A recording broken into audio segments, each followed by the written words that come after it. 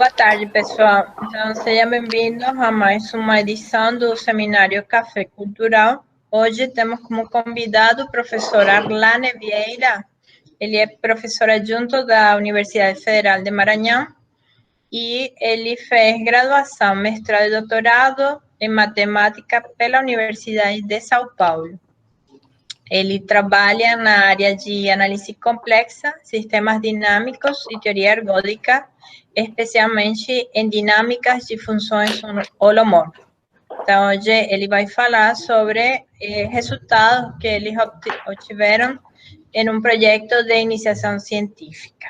Então, seja bem-vindo, Arlane. Muito obrigado, Cristina. Inicialmente, eu quero agradecer ao professor Roberto, ao professor Carlos Siqueira também pelo convite, por participar desse seminário, né? É um enorme prazer poder falar sobre as atividades que a gente está desempenhando na Universidade Federal do Maranhão, e também agradecer aos colegas presentes e aos estudantes. Eu vou falar essencialmente dos resultados que a gente obteve na informação de estudantes, né, no nível de iniciação científica, especialmente estudantes que são bolsistas PIBIC, da UFMA, do CNPq. Eu vou tentar ser o menos técnico possível. Não é muito fácil, né? Pelo menos para mim não é muito fácil isso. Mas, à medida em que forem surgindo alguma dúvida ou algum conceito que algum colega tiver dúvida, né?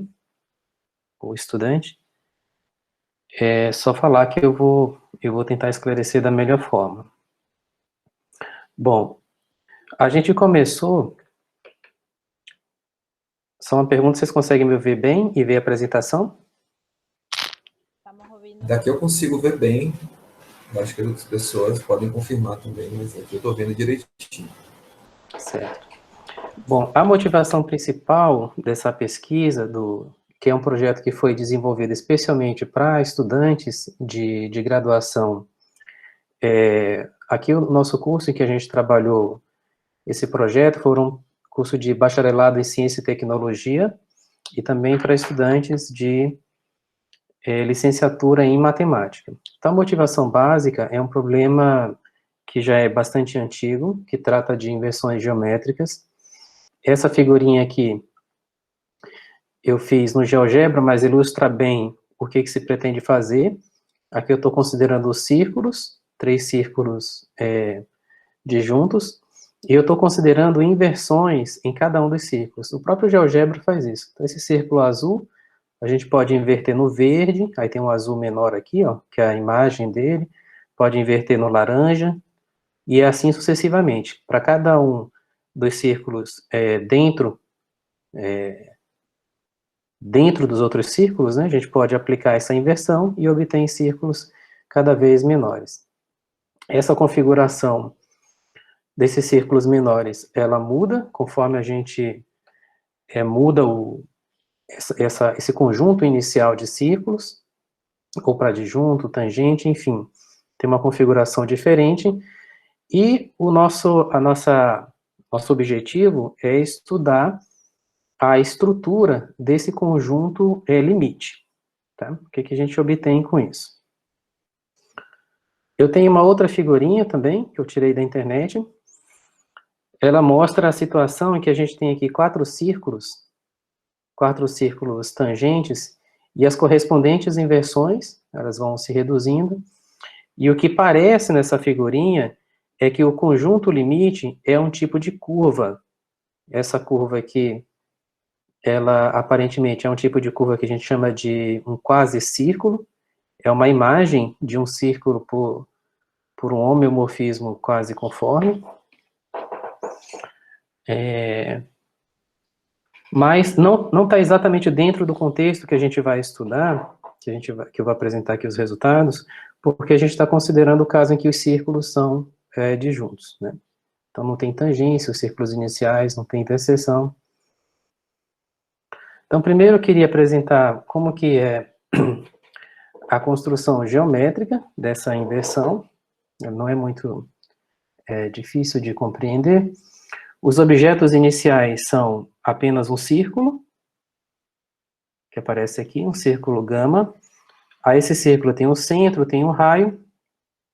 E quando eu pego um ponto, que nesse caso da minha construção, um ponto exterior, a imagem dele, o inverso desse ponto, é esse pontinho Q, que é construído dessa forma aqui. Ó. Você, pelo ponto P, você passa uma tangente ao círculo gama, tem duas tangentes, no caso, existem duas. Com ele você tem esse ponto B de tangência, juntamente com o ponto O, você tem um triângulo, que é um triângulo retângulo, e o inverso é o pé da altura, aqui relativamente ao vértice B, tá bom? Se o ponto inicial fosse o ponto Q, o inverso seria o ponto P. Então, a construção seguiria de forma análoga. Então, geometricamente, essa é a construção da inversão em um círculo. Quando eu passo para a notação de números complexos, a gente consegue descrever essa inversão através de uma aplicação, que aqui eu estou chamando de I-gama. Essa é uma aplicação, inicialmente, é uma aplicação do C menos a origem em C, porque inicialmente a inversão não está definida no centro do círculo de inversão, mas a gente pode estender para a esfera de Riemann, né, fazer a união do plano complexo com esse ponto no infinito. Essa inversão, então, define essa função I-gama, né, que está definida aqui na esfera de Riemann, que, no fundo, é só uma transformação racional, mas aqui em Z barra. Tá? Que é o que a gente chama de transformação anticonforme. O que ela tem de especial, essa transformação? Ela manda o exterior do círculo de inversão no interior e fixa ponto a ponto, aborda o círculo de inversão, né, o gama. Então, cada ponto no gama é um ponto fixo dessa transformação. E manda o Z0 no infinito, tá bom? Então, é uma função abjetora aí da esfera. Muito bem. Bom, para explicar o contexto da nossa pesquisa, vamos fixar aqui um pouquinho de notação. Eu vou chamar de, essa notação é bastante comum, DZR, vai representar o disco, aqui vai ser o compacto, o disco fechado, com centro no ponto Z0 e raio R. E nós vamos considerar uma configuração de círculos com uma quantidade finita, que eu estou chamando de P. Então, eu vou ter P círculos de inversão. Cada disco correspondente eu vou chamar de DJ. Então, DJ vai ser o disco com centro no CJ e raio RJ. Aqui não importa qual é o centro, não importa qual é o raio. O que tem de especial nesse contexto é que o fecho é disjunto. Tá? Então, os círculos, por exemplo, não podem ser tangentes e, bom, não tem nenhum tipo de interseção. Vou considerar a reunião de todos esses discos. Essa reunião eu vou chamar de X. Né? E aí, com a métrica induzida do plano da esfera, bom, aqui a gente pode considerar só do plano mesmo, porque eu vou considerar um tipo de órbita muito especial e não vou analisar a dinâmica, os iterados do centro de cada um desses discos. Então, a gente pode considerar o X como um espaço métrico compacto com a métrica induzida do plano complexo mesmo, a métrica euclidiana. Para fixar a notação também, eu vou chamar de γJ o bordo do círculo DJ, e a inversão correspondente eu vou chamar de IJ. Então, esse IJ é simplesmente a inversão no círculo γJ. Então, geometricamente é o seguinte, né? E eu quero inverter, basicamente, pontos que estão do lado de fora do círculo. Então, se eu tenho um ponto aqui, um certo ponto Z, se esse círculo aqui for o gama J, então eu aplico o inverso, essa transformação de inversão no Z, que vai mandar para algum ponto aqui no interior. Então, eu vou aplicar a função, a aplicação IJ. Tá? Esse aqui vai ser o ponto IJ de Z. Então, é o inverso do ponto Z. Muito bem.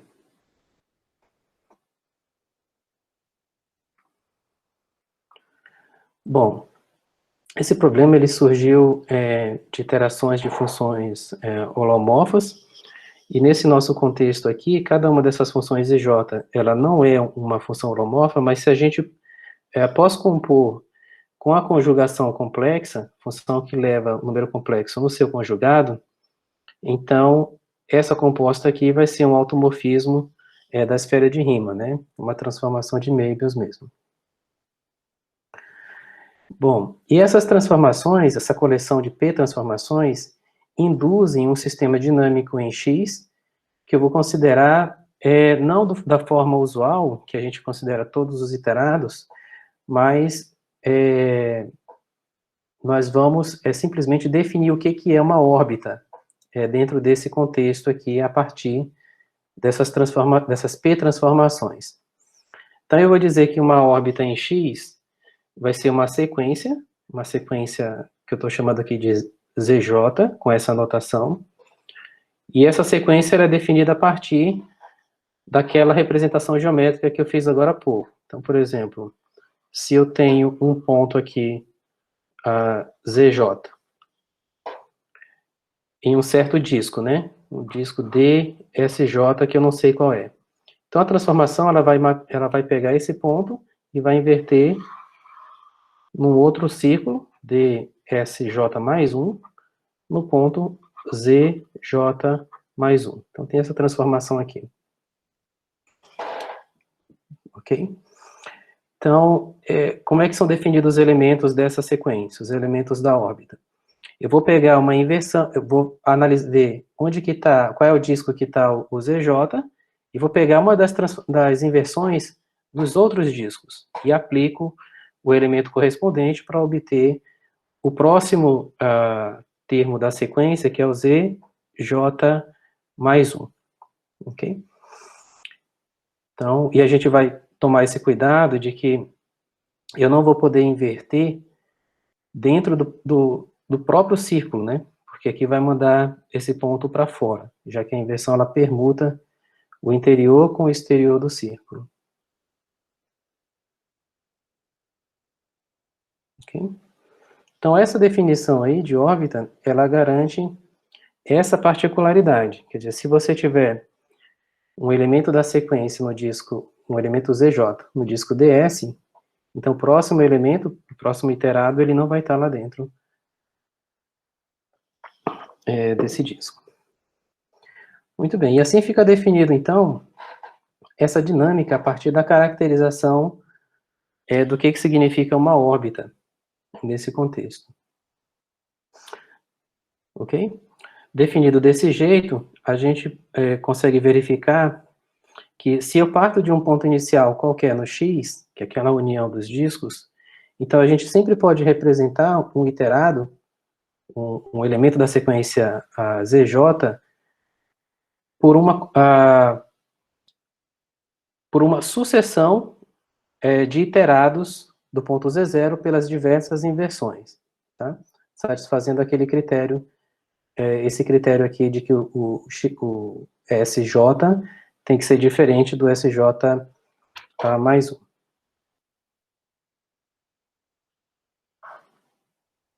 Ok? Bom, nesse slide anterior, a gente observa aqui também que se eu tiver um ponto inicial, então qualquer elemento da órbita fica completamente caracterizado por essa sequência de inversões, né? Se eu souber onde que eu estou invertendo, cada elemento da sequência, isso caracteriza o ZJ. de forma que eu posso associar a cada órbita uma sequência de símbolos, como esse aqui, ó, S1, S1, S2, etc.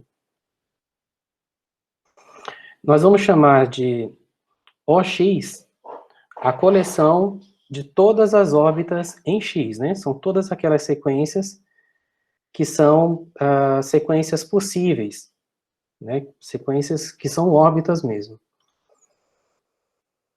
Ok? Então, como eu falei, a cada órbita, cada sequência ZJ, nós associamos uma sequência, SJ, que é um elemento do sigma P, que é esse que a gente chama de espaço de símbolos, né?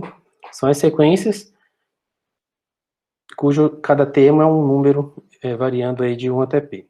Tá? Essa sequência SJ, nós vamos chamar de itinerário da órbita ZJ. Okay? Uma vez feito essa associação, a gente já pode usar todas as ferramentas que se tem e resultados, né, de dinâmica simbólica para descrever a estrutura combinatória daquelas órbitas e também do limite dessas órbitas, que é o objetivo principal da pesquisa. Mas para fazer isso, a gente vai precisar discutir um pouquinho sobre como é que a gente mede distâncias, né, para poder falar de conjunto limite, e como é que está relacionado à estrutura das órbitas no conjunto X e também nesse espaço de itinerários. Então, como é comum em sigma P, a gente vai definir essa distância, a distância entre duas sequências sigma P, Rn e Sn, é dada por essa série. Tem diversas outras distâncias, né, que são comuns também, a gente está usando uma delas. E aí, com essa distância, um resultado que é bastante conhecido nesse contexto, é que esse sigma P, ele é um espaço métrico completo, compacto, totalmente desconexo e perfeito. Perfeito aqui quer dizer que todo ponto é ponto de acumulação, né? E isso é o que caracteriza um conjunto de Cantor. Então, ele tem uma estrutura topológica, de certa forma, bastante complicada. E nesse espaço, sigma P, está definido naturalmente uma dinâmica a partir dessa aplicação, que a gente chama de deslocamento, o sigma, aplicação de sigma P em sigma P, que é definido como, pega uma sequência e leva em outra sequência onde você simplesmente apaga o primeiro termo. Você desloca a sequência, né? Uma unidade aí para trás, digamos assim. Muito bem. A gente consegue verificar também, não é muito difícil, que essa aplicação sigma, esse deslocamento, é uma aplicação contínua. Ok? Como a gente quer estudar o conjunto limite, pelo menos inicialmente do ponto de vista topológico, nós vamos dizer que o conjunto limite de uma sequência, que vai ser denotado por esse símbolo aqui, ômega de Zn, é o conjunto de todos os pontos de acumulação dessa sequência Zn que aparece aqui. Ok? E a gente conseguiu verificar, os alunos, né, conseguiram verificar que se eu tenho duas órbitas com o mesmo itinerário, então elas têm o mesmo conjunto limite. Isso foi um dos resultados mais importantes que a gente obteve, né, que foi o primeiro resultado, e que vai nos ajudar, em particular, a concentrar o esforço para descrever a dinâmica apenas no conjunto limite. Bom, em relação às órbitas periódicas, primeiro eu vou definir o que significa cada uma delas, inclusive no sigma P, né? Basicamente a mesma ideia. Como a gente está trabalhando com sequência, a gente vai dizer que uma órbita ou uma sequência xn é periódica se periódica de período k, se o xn mais k é igual a xn. Tá? Então, tem um ciclo, né? Você olha para os elementos da sequência, você pode ter uma certa quantidade de elementos iniciais distintos, a partir daí começa a se repetir em blocos, tá bom? Na sequência. Basicamente é isso que significa ela ser periódica. No caso do itinerário, a mesma coisa. Você tem o mesmo tipo de repetição, né? Sequência periódica, o itinerário é periódico, de período K, se o SN de N mais K é igual a SN para todo N. Então, tem uma repetição em blocos também nessa sequência de iterados. Ok?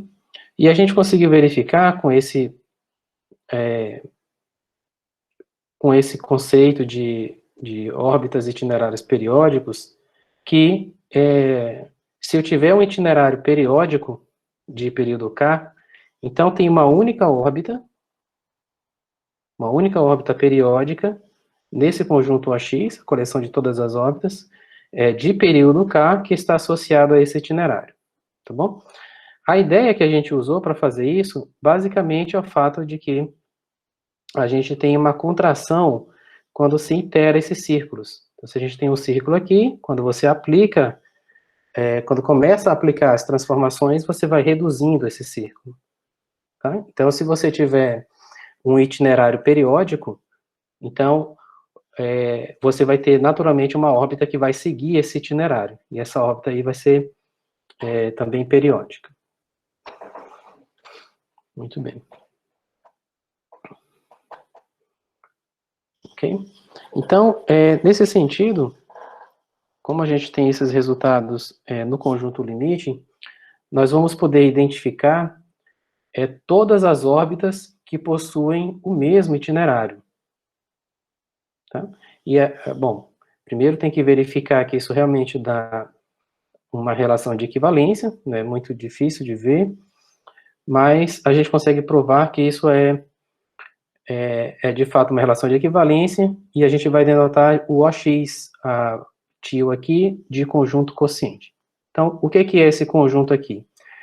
É simplesmente a coleção de órbitas, onde a gente identifica as órbitas que têm o mesmo itinerário. Okay? Muito bem. Bom, em seguida, o objetivo é introduzir uma distância de uma topologia nesse espaço quociente. Para fazer isso, a gente vai, primeiro, considerar sequências de números complexos em geral, né, no espaço maior. Então, no CN, o conjunto de todas as sequências complexas, né, digamos assim, a gente vai considerar essa distância ρ, ok? Então, o CN aqui é um espaço métrico, e o Xn é um subconjunto desse CN. Lembrando que, o que é esse Xn? É simplesmente a coleção de todas as sequências, onde cada elemento necessariamente está em um dos discos. Isso não quer dizer que um elemento do Xn é uma órbita, tá? Mas o fato é que, com a restrição dessa distância, né, com a distância induzida, esse Xn é necessariamente um espaço métrico compacto e completo. Completo aqui é o que a gente já sabe, né? Toda sequência de Cauchy é convergente. Ok? Além disso, a gente consegue observar também, verificar, que com essa métrica induzida, com essa métrica ρ, a topologia, né, métrica, ela coincide com a topologia produto usual. Ok? Muito bem.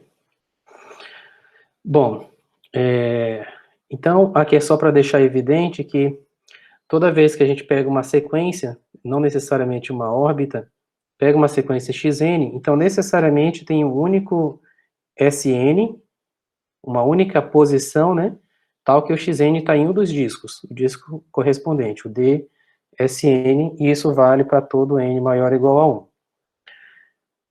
Com essa identificação, a gente tem uma transformação, que eu estou chamando de psi maiúsculo, que leva cada sequência do Xn, na sequência, eu também vou chamar aqui de itinerários correspondente. né? Apesar de eu estar chamando de itinerário, a linguagem comum, mas não corresponde necessariamente à órbita. Então, eu tenho essa aplicação, está muito bem definida, e a gente vê também que ela é sobreejetora, mas não é injetora. Okay? Ou seja, para cada itinerário você tem uma sequência correspondente, mas você pode ter muitas sequências, considerando o disco, né, para o mesmo itinerário. Bom, apesar disso, essa função psi, a gente consegue verificar que ela é contínua. Qual vai ser, então, a estrutura topológica no espaço quociente? Que é o espaço das órbitas que eu quero falar.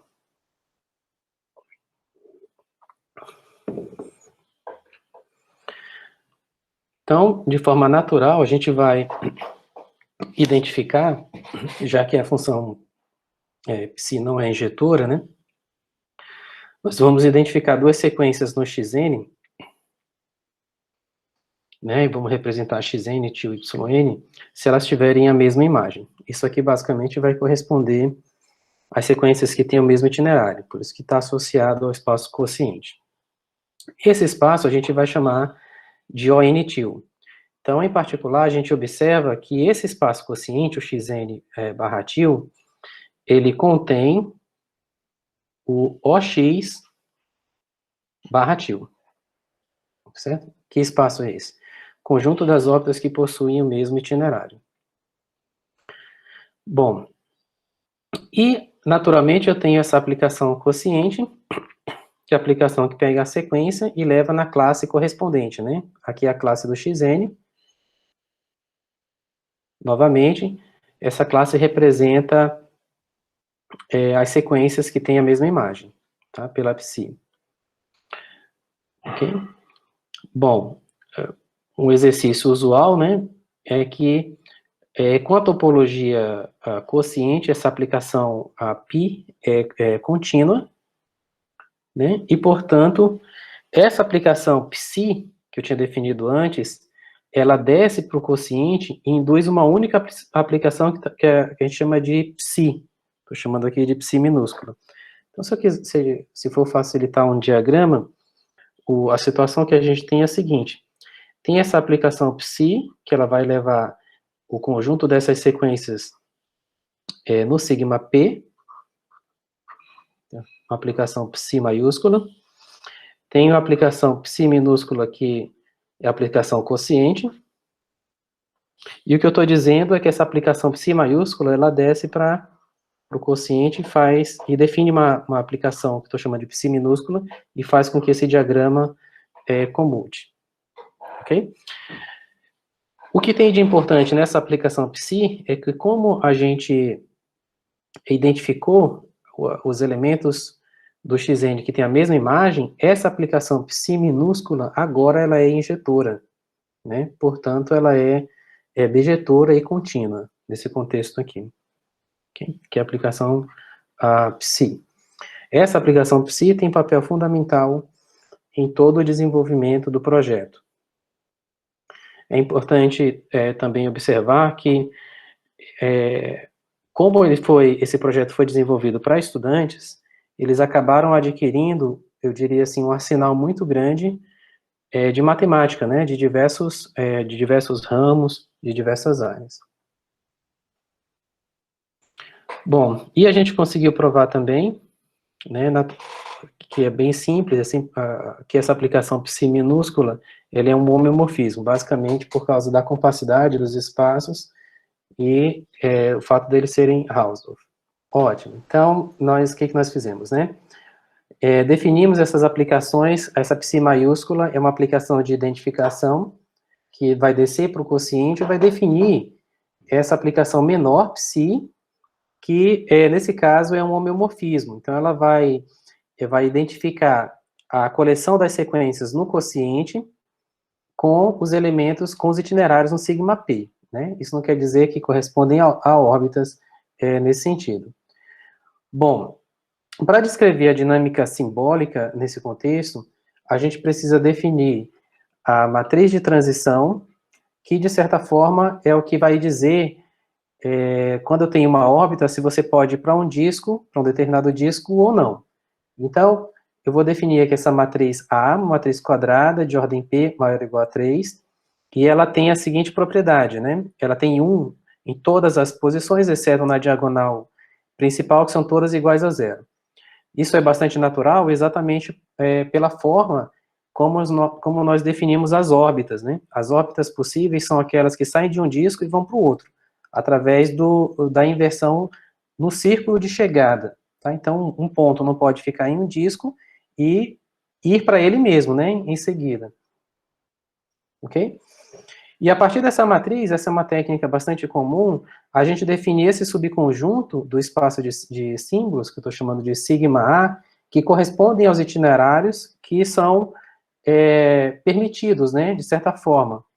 São as sequências SN, de tal forma que o elemento correspondente, o elemento da matriz correspondente a ASN, SN mais 1, é igual a 1 para todo N. Tá bom? São, eu diria assim, as sequências admissíveis. E a gente consegue verificar, se é um exercício bastante comum também nessa área de dinâmica simbólica, que esse sigma A é um subespaço compacto do sigma P e invariante pelo deslocamento.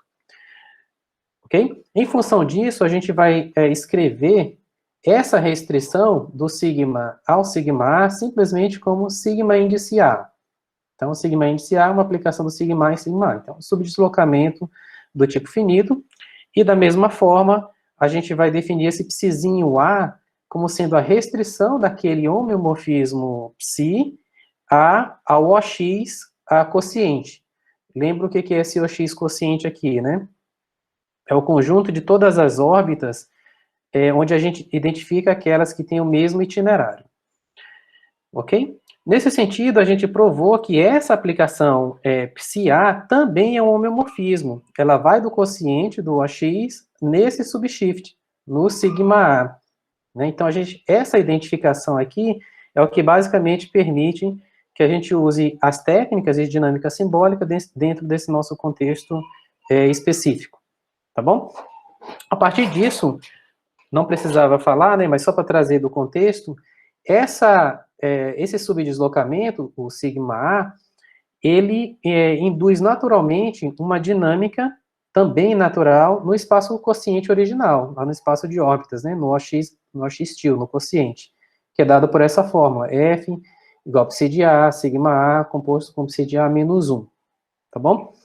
Como os resultados de dinâmica simbólica são bastante conhecidos, muitas vezes a gente vai falar de resultados sobre F nesse contexto, mas no fundo é basicamente o resultado do sigma A. Tá? Então não tem nada de novo nesse sentido. Bom, o que tem de novo é que a gente conseguiu calcular, nesse contexto geral, qual era o número de órbitas periódicas de período N, lá no espaço de órbitas, né? A gente obteve essa fórmula aí, ó, P menos 1 elevado a N, mais menos 1 é N, P menos 1. Isso foi bastante interessante, porque a gente usou um pouquinho de álgebra linear, mais sequências recorrentes. Então, é um resultado, eu diria assim, mais elementar, né, sem muita matemática mais pesada. E para finalizar essa abordagem do contexto de dinâmica topológica, a gente basicamente traduziu, né, a linguagem da dinâmica simbólica para esse exemplo. Então, a aplicação F do quociente no quociente, ela é caótica no sentido de Devaney. E o que isso significa? Que a coleção das órbitas periódicas forma um conjunto denso, que ela é topologicamente transitiva. Em outras palavras, se você pega dois abertos, itera um deles, em algum momento intersecta o outro, né? E também é sensível às condições iniciais. Também uma consequência das técnicas de dinâmica simbólica, a gente verificou que a entropia topológica de F é igual ao log de P menos 1, tá bom? Isso encerrou essa abordagem. Em relação à dinâmica mensurável, nós temos resultados também que são bastante conhecidos, mas foram obtidos através de técnicas mais elementares, um pouquinho de álgebra linear, um pouquinho de cálculo, e em função das dificuldades de se operar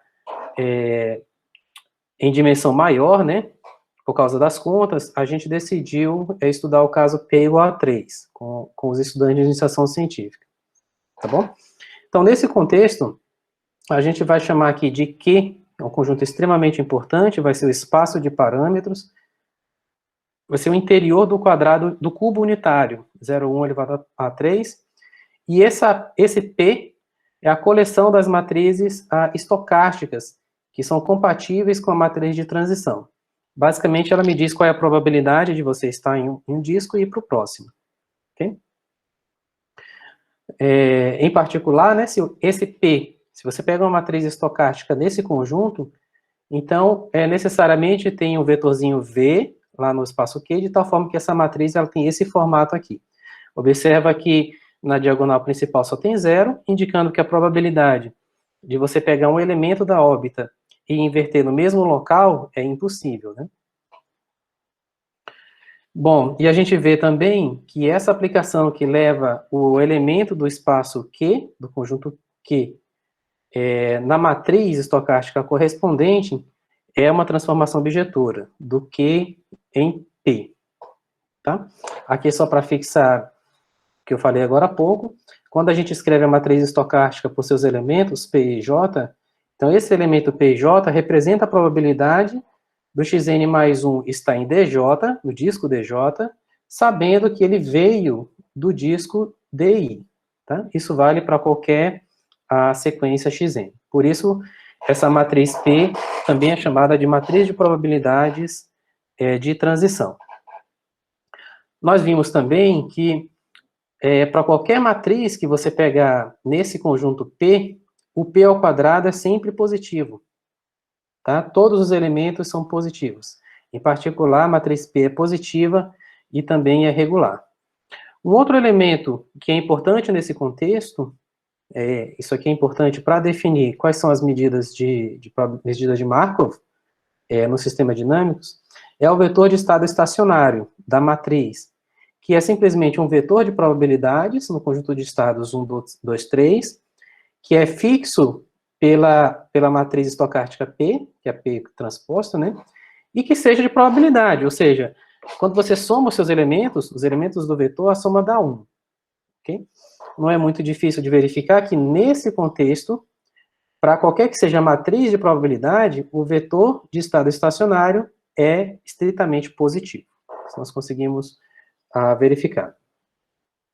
Em seguida, usando esses elementos, a gente conseguiu definir o que é a medida de Markov, né, dependendo apenas do parâmetro. Quer dizer, dado esse vetorzinho V em Q, a gente está chamando de PV a matriz estocástica associada, só tem uma, né?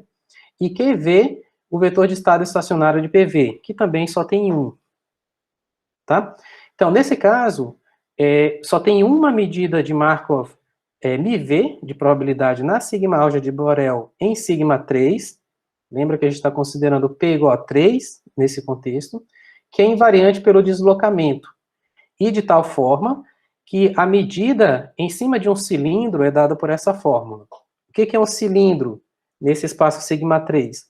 É a coleção das sequências que tem um trecho igual, né? Quer dizer, são as sequências Sn, nesse exemplo aqui desse cilindro, de tal forma que o Sm é o AM, o Sm mais 1 é o AM mais 1, e assim por diante, até o Sm igual ao Sn igual ao An. Então, é um trecho. Então, nesse trecho, todas as sequências coincidem. Isso dá um cilindro. Tá bom? Mais uma vez, usando as ferramentas de dinâmica simbólica, né, que estão disponíveis, é um tema que vastamente estudado, a gente simplesmente confirmou que μV sigma é ergódico e o suporte dessa medida é o sigma A, né, é aquele subshift. Além disso, a gente tem uma fórmula para calcular a entropia métrica de sigma em relação a essa medida μV, que é dada por essa fórmula que aparece aí. Observando que essa entropia, ela depende apenas aqui do V, né, do parâmetro. Para cada V, a gente tem uma entropia correspondente. Analisando essa fórmula, a gente obteve um resultado, e aqui a novidade é a prova, no final das contas, né, porque a prova usa apenas matemática mais elementar, um pouco de álgebra linear, um pouco de cálculo. Nós verificamos que essa aplicação F, e aqui você pode pensar que é sinônimo do sigma A, porque é o resultado mais comum, ela tem uma única medida μ boreliana com suporte no quociente, e que tem entropia métrica máxima, que a gente chama de medida de Perry, que corresponde ao parâmetro V, que é o centro daquele cubo aberto unitário, né? O ponto de coordenadas meio, meio, meio. Além disso, quando você olha para a função, para a entropia como função do parâmetro, as superfícies de nível são superfícies de classe C infinito, no espaço de parâmetros. Então, cada uma dessas superfícies está contida no interior daquele cubo unitário. Tá? Aqui tem uma figurinha, essa figura ilustra uma dessas superfícies, tem 6 buracos aí, vocês podem confirmar, e aqui é para o parâmetro H igual a 0,42. Então, tem um pouquinho já da geometria no espaço de parâmetros nesse resultado, que a gente conseguiu apresentar em 2018. Bom, finaliza, então, a parte de dinâmica mensurável que a gente estudou, né, com os alunos de iniciação científica, e em seguida a gente gastou um tempo estudando um pouco da geometria dessas superfícies, e aí precisou de mais arsenal matemático, precisou de mais análise em RN, geometria diferencial, etc. Nesse contexto, apareceu esse número exótico, que a gente está chamando aí de número de ouro, né, tem controvérsias, denotado por φ maiúsculo, 1 mais raiz de 5 sobre 2, e a gente conseguiu, nesse contexto, provar esse teorema, teorema 7, que foi, que a gente apresentou agora em 2021. Para cada lambda, nesse intervalo de 0 ao log de 2, nós verificamos que esse S lambda é uma superfície compacta regular. Além disso, o log de φ, esse número que aparece aqui em cima, é o menor número real positivo para o qual S lambda é um ovaloide. O que é um ovaloide? É uma superfície compacta, com curvatura gaussiana positiva em todos os pontos, basicamente isso. Isso equivale sempre que o lambda está entre o log de φ e o log de 2. Tá? Isso exigiu um enorme esforço e muitas técnicas matemáticas para o nível, né, de iniciação científica dos estudantes. E a gente conseguiu verificar, por fim, que a curvatura gaussiana de cada S lambda, ela é ilimitada quando o lambda se aproxima do log 2, né, que é o centro daquele cubo unitário, tá bom? Então, basicamente, essa foi a classificação que a gente obteve no contexto da geometria no espaço de parâmetros. Tá bom? Não sei se foi muito rápido. Muito obrigado.